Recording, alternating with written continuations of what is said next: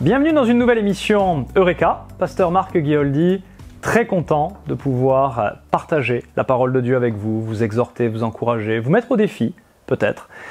Et aujourd'hui, un thème important en tant que pasteur, les gens nous demandent souvent comment est-ce que je peux entendre la voix du Saint-Esprit? Comment est-ce que je fais à savoir si c'est le Saint-Esprit qui me parle ou si c'est moi-même, mon cerveau, mes émotions, mes propres désirs, peut-être même le diable parfois. Et je voudrais qu'on lise aujourd'hui les Écritures et qu'on voit ensemble à quel point la parole écrite et la parole parlée par le Saint-Esprit sont intrinsèquement liées. Commençons par le Proverbe 20. Au verset 27, il nous est dit « Le souffle de l'homme est une lampe de l'Éternel, elle explore jusque tout au fond des entrailles. » Le mot « souffle » ici, c'est le mot « esprit ». Donc, le traducteur aurait pu dire « L'esprit de l'homme est une lampe de l'Éternel qui explore jusqu'au fond des entrailles. » L'esprit de l'homme est une lampe de l'Éternel. Votre esprit, mon esprit, nous ont été donnés par Dieu dans un but, celui de jouer le rôle de lampe, de nous éclairer, de nous guider. 1 Corinthiens chapitre 2, versets 9 à 12 nous dit « Mais c'est comme il est écrit, ce que l'œil n'a pas vu, ce que l'oreille n'a pas entendu, et ce qui n'est pas monté au cœur de l'homme, tout ce que Dieu a préparé pour ceux qui l'aiment. À nous, Dieu nous l'a révélé par l'Esprit, E majuscule, le Saint-Esprit. Car l'Esprit, le Saint-Esprit, sonde tout, même les profondeurs de Dieu. Qui donc parmi les hommes sait ce qui concerne l'homme, si ce n'est l'Esprit de l'homme qui est en lui?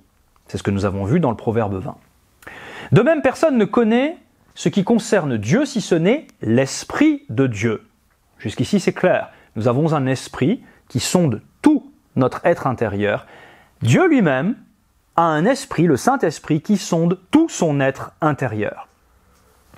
Verset 12, « Or nous n'avons pas reçu l'Esprit du monde, mais l'Esprit, le Saint-Esprit, qui vient de Dieu, afin de savoir ce que Dieu nous a donné par grâce. » Donc c'est très intéressant parce que là, on n'est plus sur deux mondes complètement différents et étanches l'un par rapport à l'autre, mais l'Esprit de Dieu qui sonde les profondeurs de Dieu nous a été donné, et nous a été donné dans le but de nous faire connaître, de nous faire savoir ce que Dieu nous a donné par grâce.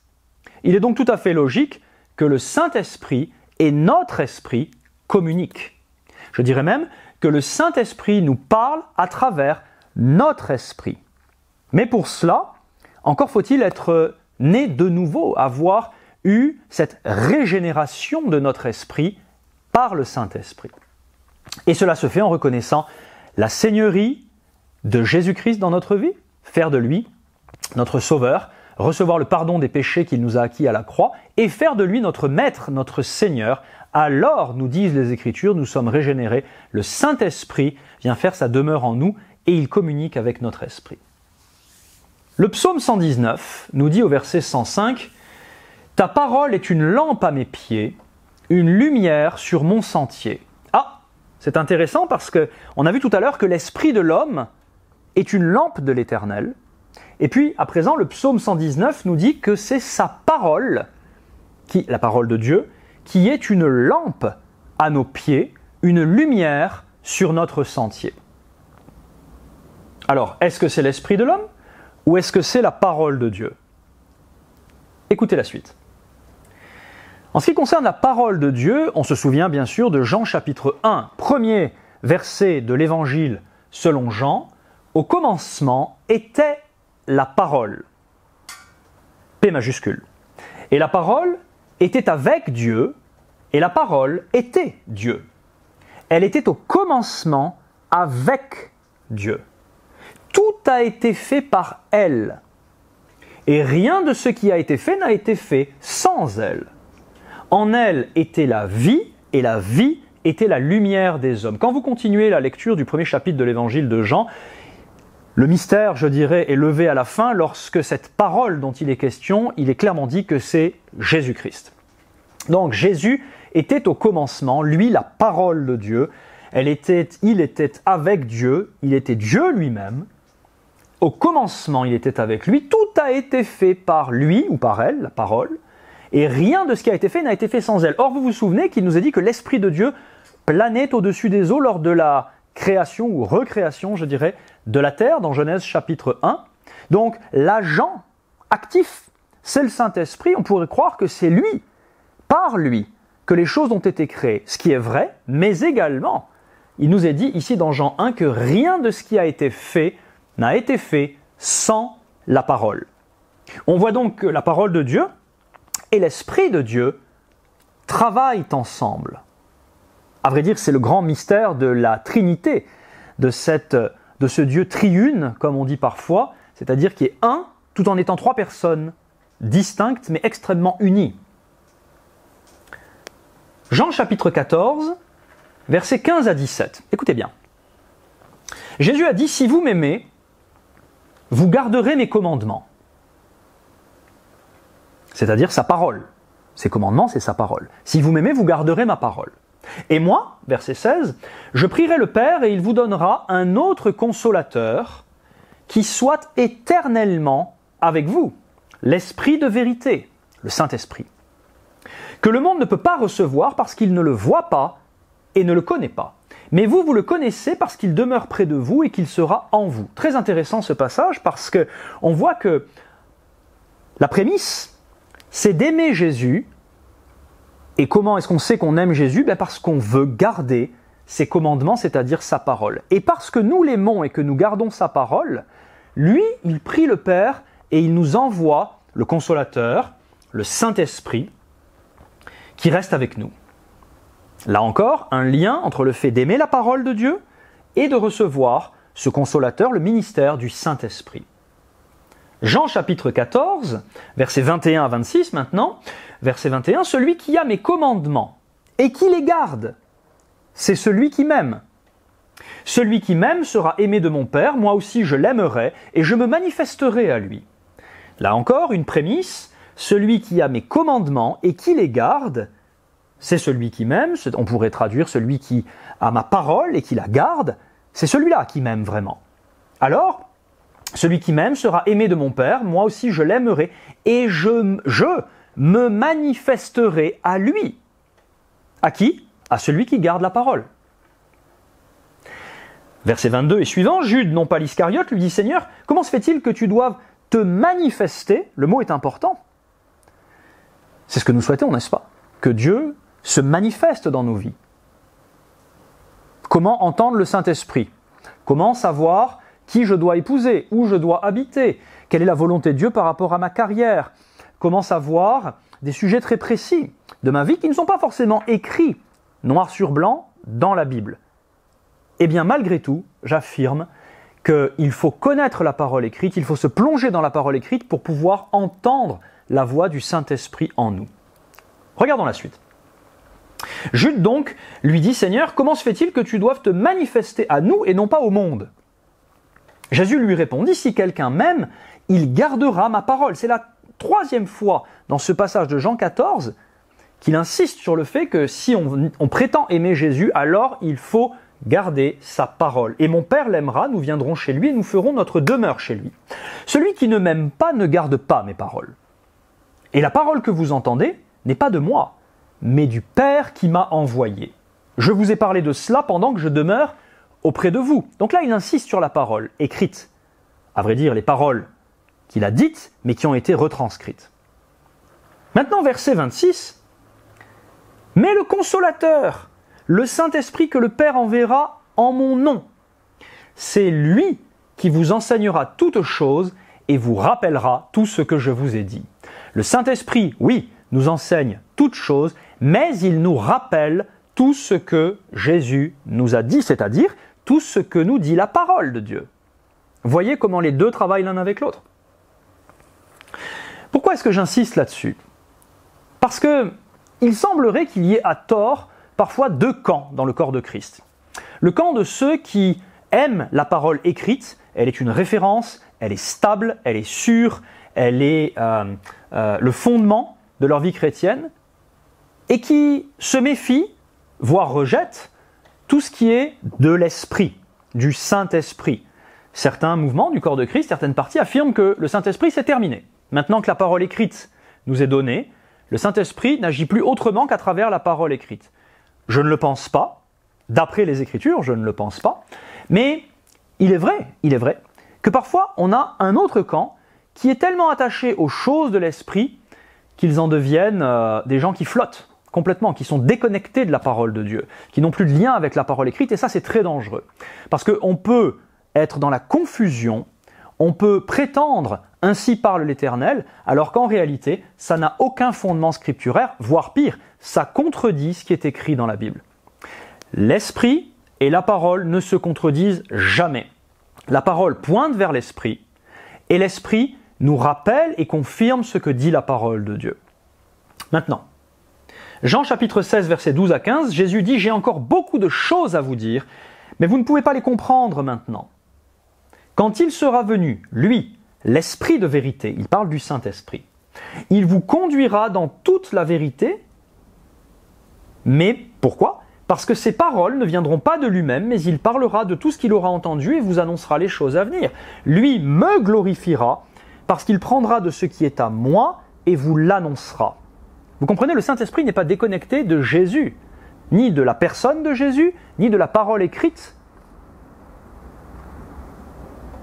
Tout ce que le Père a est à moi, c'est pourquoi j'ai dit, il prendra de ce qui est à moi et vous l'annoncera. Le Père, le Fils, le Saint-Esprit, jamais ne seront en opposition. Au contraire, les trois collaborent ensemble. Tite, chapitre 3, versets 4 à 7 nous dit « Mais lorsque la bonté de Dieu, en ce qui concerne le salut, écoutez bien, lorsque la bonté de Dieu notre Sauveur et son amour pour les hommes ont été manifestés, tiens, à nouveau, la manifestation de Dieu dans notre vie. Il nous a sauvés, non parce que nous aurions fait des œuvres de justice, mais en vertu de sa propre miséricorde. Comment nous a-t-il sauvés, verset 5 ? Par le bain de la régénération et le renouveau du Saint-Esprit. Écoutez bien, le bain de la régénération, le renouveau du Saint-Esprit, il l'a répandu sur nous avec abondance par Jésus-Christ, notre Sauveur, afin que, justifiés par sa grâce, nous devenions héritiers dans l'espérance de la vie éternelle. Il nous a sauvés par le bain de la régénération et le renouveau du Saint-Esprit. Maintenant, 1 Pierre chapitre 1, versets 18 à 25. Pierre nous dit « Vous savez en effet que ce n'est point par des choses périssables, argent ou or, que vous avez été rachetés de la vaine manière de vivre héritée de vos pères. » Je dirai un mot là-dessus après. « Que vous avez été rachetés de la vaine manière de vivre héritée de vos pères. Mais vous avez été rachetés par le précieux sang de Christ, comme d'un agneau sans défaut et sans tache. J'ai été racheté par le sang de Jésus-Christ. Il a été désigné d'avance avant la fondation du monde et manifesté, encore, à la fin des temps, à cause de vous. Par lui, vous croyez en Dieu qu'il a ressuscité d'entre les morts et lui a donné la gloire, afin que votre foi et votre espérance soient en Dieu. Après avoir purifié vos âmes dans l'obéissance à la vérité, quelle est la vérité ? Jésus a dit « Je suis la vérité ». Mais il a également dit dans Jean 17 à Dieu « Ta parole est la vérité ». Et dans Jean 1, on voit que la parole, c'est Jésus. Donc tout est cohérent. Tout est cohérent. La parole incarnée, c'est la vérité. Après avoir obéi à la vérité, ce qui veut dire que pour obéir à la vérité, c'est-à-dire à la parole, encore faut-il la connaître, encore faut-il la lire, encore faut-il l'entendre. Et encore faut-il ensuite s'y soumettre, décider d'y obéir. En vue d'un amour fraternel sincère, aimez-vous les uns les autres ardemment et de tout cœur. Verset 23. Vous, qui avez été régénérés, tiens, le même terme que dans Tite. Vous avez été régénérés. Nous avons vu dans Tite que nous avons été régénérés par le bain de la régénération et le renouveau du Saint-Esprit. Ici, Pierre nous dit, vous avez été régénérés, non par une semence corruptible, mais par une semence incorruptible. Là, clairement, il établit la nouvelle naissance. Il parle d'une vérité spirituelle, non pas la semence masculine ou féminine, mais par une semence incorruptible, par la parole vivante et permanente de Dieu. Donc ici, la régénération, Tite nous dit que c'est le renouveau du Saint-Esprit, Pierre nous dit que c'est la parole vivante et permanente de Dieu. Mais les deux vont ensemble. Qu'est-ce que la nouvelle naissance ? C'est entendre l'Évangile, la parole de Dieu, y croire, s'y soumettre, et alors le Saint-Esprit peut agir dans notre vie pour nous donner la vie éternelle, nous régénérer. Mais les deux ne vont pas l'un sans l'autre. Le Saint-Esprit n'agira pas sans l'annonce de l'Évangile, sans la volonté de celui qui entend de se soumettre à ce qu'il entend. Et à l'inverse, il ne peut pas y avoir de prédication de l'Évangile sans que derrière, le Saint-Esprit n'exerce son ministère, sa puissance. Il est, on pourrait dire, encapsulé dans la parole de Dieu et libéré lorsque celle-ci est proclamée, entendue, obéie. Verset 24 de 1 Pierre toujours, « Car toute chair est comme l'herbe, et toute sa gloire comme la fleur de l'herbe sèche, la fleur tombe, mais la parole du Seigneur demeure éternellement. » Cette parole, c'est celle qui vous a été annoncée par l'Évangile. Donc on comprend comment cela fonctionne. Et je voudrais d'ailleurs ajouter un dernier point, un avant-dernier point. Vous avez entendu que 1 Pierre 1 au verset 18 nous dit que ce sang de Christ, cet évangile que l'on a entendu, cette semence incorruptible, elle nous a rachetés de la vaine manière de vivre héritée de nos pères. Le message d'aujourd'hui, c'est comment entendre du Saint-Esprit. Eh bien, la prémisse pour entendre du Saint-Esprit, c'est de lire la parole de Dieu et d'obéir à la parole de Dieu. Je dirais qu'avant de nous parler de façon très spécifique, Dieu généralement nous parle de façon large. Il s'adresse à nous comme il s'adresse à l'humanité tout entière. Même si, dans tel ou tel moment de notre vie, le Saint-Esprit va attirer notre attention par tel verset biblique qui nous concerne, qui nous parle à l'instant T et qui ne parlera pas forcément aux voisins. Lui, ça sera peut-être plus tard ou ça a peut-être déjà été. Le Saint-Esprit utilise la parole écrite pour nous parler dans notre vie. Mais ici, il est question de la vaine manière de vivre héritée de nos pères. En fait, notre culture, notre éducation, nos croyances, nos convictions profondes, le plus souvent forgées par nos expériences de vie, ou parce que l'on a entendu de ceux à qui nous faisions confiance étant enfants, forgent une manière de vivre, nous dit Pierre.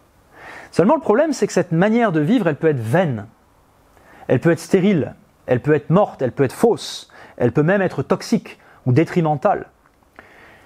Comment puis-je entendre du Saint-Esprit si ce qu'il vient me dire heurte de manière frontale mes convictions profondes, ma culture? Je vais rejeter ce qu'il a à me dire. Ça ne rentrera même pas dans mon logiciel, ça ne rentrera même pas dans mon cœur.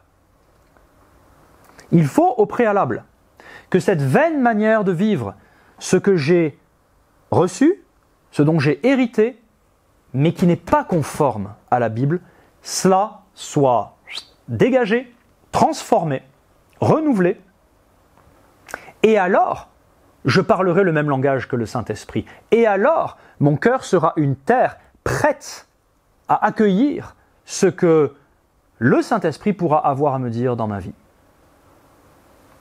C'est la raison pour laquelle, pour terminer, je vous propose de lire Romains chapitre 12, versets 1 et 2, et on va bien comprendre ce passage maintenant. Je vous exhorte donc, frères, par les compassions de Dieu. Rien que là, on pourrait s'arrêter, la compassion de Dieu. Dieu qui vient compatir, qui vient dans notre quotidien, qui vient dans notre intimité, qui vient dans notre souffrance, dans nos espoirs, dans nos forces, dans nos faiblesses, dans nos projets, dans nos questions, dans nos doutes, dans nos victoires. Ce Dieu intime, c'est de lui dont parle Paul dans Romains, les compassions de Dieu. Rien que ça déjà, ça peut heurter notre conception d'un Dieu lointain, d'un Dieu distant, d'un Dieu sévère, d'un Dieu désintéressé, ou plutôt pas intéressé par notre vie, par notre quotidien. Dieu le grand architecte, oui. Dieu l'ami intime, ça j'ai un peu plus de mal. Alors il faut que tu médites sur la parole écrite de manière à ce que tu comprennes que Dieu s'intéresse à toi. Et lorsque tu comprendras que Dieu s'intéresse vraiment à toi, ce qui est extraordinaire dans les Écritures d'ailleurs, alors tu seras prompt et prêt à entendre le Saint-Esprit dans ce qu'il pourra avoir à te dire à propos de tes parents, à propos de ton père, de ta mère, de cette personne à qui tu as du mal à pardonner, à propos de telle décision que tu dois prendre, de telles failles dans ton caractère, etc., etc. Pourquoi? Parce que Dieu est bon et qu'il devient intime. C'est un ami. C'est un Père aimant. Alors, nous dit-il, je vous exhorte par les compassions de Dieu à offrir vos corps comme un sacrifice vivant, saint, agréable à Dieu, ce qui sera de votre part un culte raisonnable. Verset 2, ne vous conformez pas au monde présent, c'est-à-dire, ça ne veut pas dire qu'il faut porter des vêtements comme au XVe siècle, mais ça veut dire, ou qu'il ne faut pas avoir la télé chez soi, ça veut dire, ne calquez pas votre vie, votre façon de penser, ne vous laissez pas modeler par le moule de votre génération. Mais, soyez transformés par le renouvellement de l'intelligence, afin que vous discerniez quelle est la volonté de Dieu. On pourrait dire, afin que vous entendiez la voix du Saint-Esprit. Ce qui est bon, ce qui est agréable, ce qui est parfait. Qu'est-ce qu'il faut faire ici? Comprendre les compassions de Dieu. Ne pas se conformer, offrir son corps comme un sacrifice vivant, c'est-à-dire décider d'obéir à la parole de Dieu. Ne pas se conformer à la façon de penser ambiante de notre génération, mais choisir de se conformer à la façon de penser du Dieu éternel, celui qui ne change pas. Dieu est extrêmement moderne, il a même beaucoup d'avance sur nous. Et se laisser transformer par le renouvellement de notre intelligence, de notre façon de penser, de manière à pouvoir entendre la voix du Saint-Esprit. Question, comment est-ce que mon intelligence, ma façon de penser, mes paradigmes vont être transformés? En passant du temps dans la parole écrite. En la lisant, en l'étudiant. Dans une autre vidéo, je partage des conseils pratiques pour étudier les Écritures. Et au fur et à mesure, le Saint-Esprit va utiliser la parole écrite que je mets en moi, dans laquelle je plonge les regards, pour changer ma façon de penser et l'harmoniser avec la façon dont Dieu lui-même voit les choses. Alors, le Saint-Esprit va pouvoir me parler. C'est un gentleman, vous savez, il ne défonce pas les portes de notre être intérieur pour faire irruption et prendre un contrôle. « Oh, Saint-Esprit, possède-moi !» Il ne le fera pas. Il veut notre collaboration, il veut notre soumission, notre confiance. C'est une vraie relation. Le christianisme n'est pas une religion, c'est une relation avec Dieu. Et donc, ouais, c'est important ça. Je le répète peut-être pour quelqu'un qui écoute cette vidéo. Cessons de considérer le christianisme comme l'une des 3 grandes religions monothéistes. Non, non, non, non. Le christianisme est une relation avec Dieu. Et comme toute relation, ça se travaille, ça développe, ça mûrit au fur et à mesure. Passez du temps dans la parole écrite. Méditez-la, réfléchissez-y, mettez-la en vous. Et vous verrez que vous serez beaucoup plus capable d'entendre ce que le Saint-Esprit peut avoir à vous dire. Moi, je vous souhaite un bon succès. Je vous souhaite de bonnes lectures et de méditations bibliques. Votre façon de prier va être transformée, de vous adresser à Dieu, de vous attendre à entendre de lui également. Et votre vie va être transformée. N'hésitez pas à nous laisser vos témoignages, ça c'est important. Si ces vidéos vous aident, vous bénissent, si elles vous parlent, laissez des commentaires tout simplement dans la vidéo, partagez-les avec quelqu'un d'autre et n'hésitez pas à revenir à nous pour nous faire part de votre témoignage. Dieu vous bénisse, à très bientôt.